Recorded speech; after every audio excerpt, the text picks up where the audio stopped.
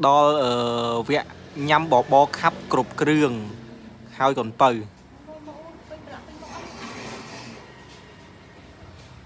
mà chút mục chút đáy ô này xa đấy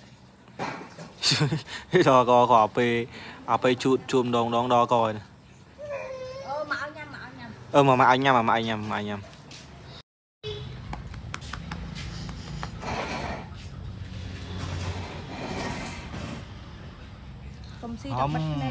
hấm ngài nha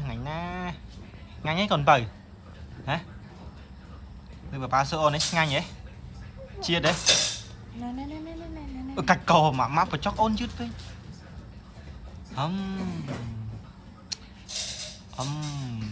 chia đó mầm tắc đi chứ mầm tắc âm tắc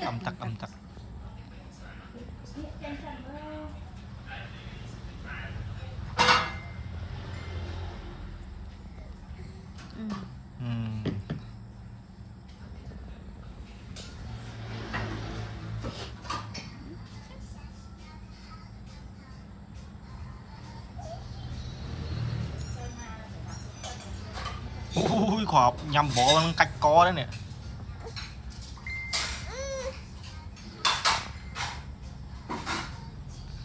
hay mục đư con